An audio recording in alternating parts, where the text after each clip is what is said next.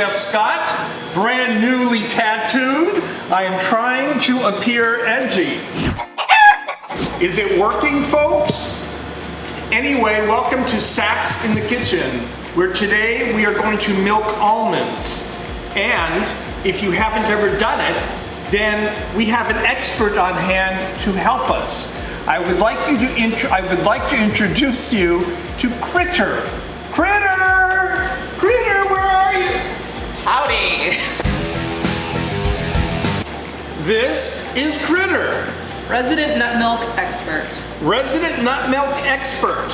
And because this is the Sacks in the Kitchen show, we thought it was appropriate to work with sacks. So today, we will be working with nut sacks. Wait, is this a for real nut sack? That is a for real nut sack. I know it may look different than the ones that you're used to, and I am used to some. But we try not to discriminate here on Sacks in the Kitchen, so we like to use a variety of different nut sacks.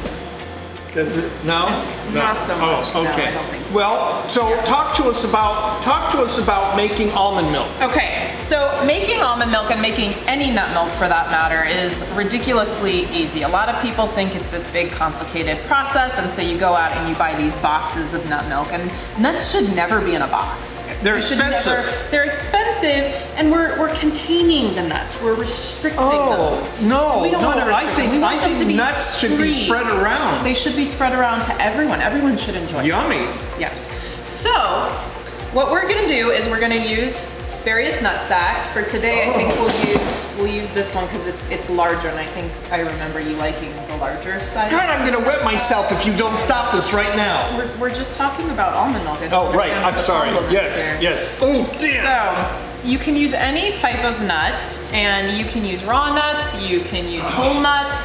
Today we are using slivered, I think these are blanched, is that right? Sure. You can use toasted nuts, so lots of variety of nuts that we can use. Do you have to use almonds? You do not have to use almonds. I mean, it wouldn't be almond milk if you didn't. This is true. If you want almond milk, you're gonna have to use almonds.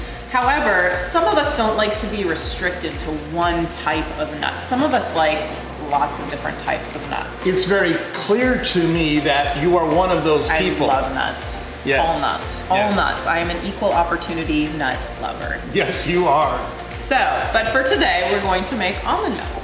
So we're gonna do a 1-to-3 ratio, and that gives us more of like a whole milk nut taste. If you want something that's a creamier nut, then you would use less water. Oh, I love you more and more every minute. Some people like a little more watery, health-conscious nuts. No you can way. use more water, but for today we're gonna go for the whole milk effect and use 1 cup of nuts to 3 cups of water. All right, so what we're gonna do is we are going to gently pour the nuts into the blender. You have to use a blender. Can you use a food processor? I would not recommend a food processor. And you cannot do it by hand. Mortar and pestle? Old school style? No, so we're looking at, you should have at least a blender. You should have a blender. Any blender that can crush ice will work. This one is a super high powered Avamix blender. I use the Blendtec, which can blend anything. And of drive course, a car. Vitamix. Vitamix, of course. Yes, but I've also used very old school Osterizer blenders, and it works just fine. Thank you. So we're gonna blend it for 1 minute.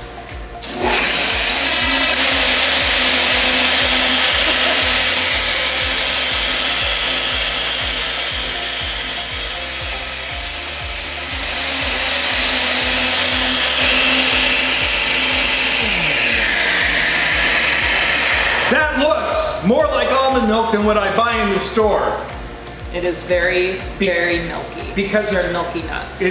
Because it has less water. Less water, less other ingredients. I mean, it looks like milk. It is milk. So cool. Except it's not milk, but it's milk. So what's the next step? So the next step is we're gonna let it sit for 15 minutes.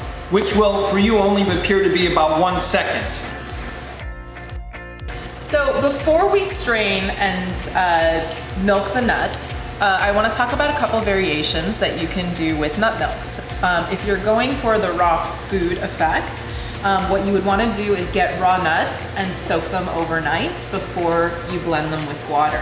Other things you can do is you can add a touch of maple syrup, you can add a little salt, you can add vanilla, so lots of different ways, cardamom, turmeric, lots of ways that you can flavor this.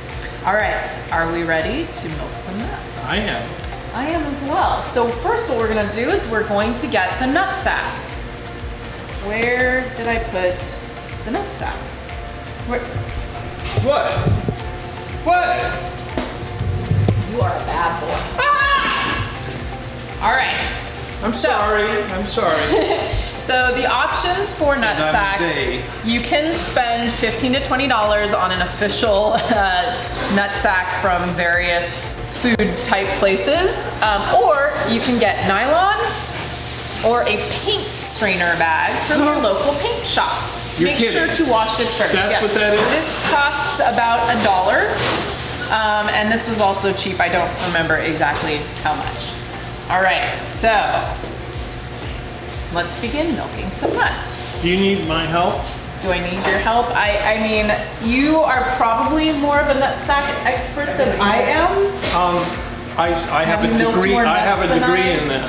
So maybe you can. What would you like me to do? Can you hold the nut sack open? All right.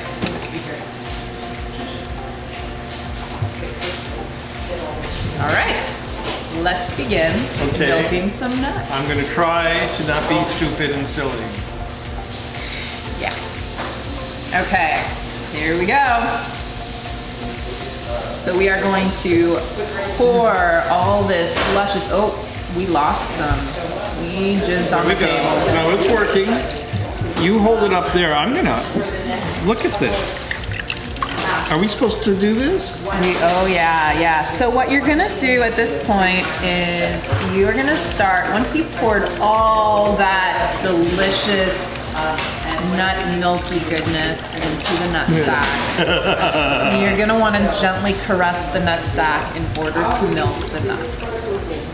Now make sure that you don't get too aggressive with the nut sack. Oh, okay. Yeah. What would happen?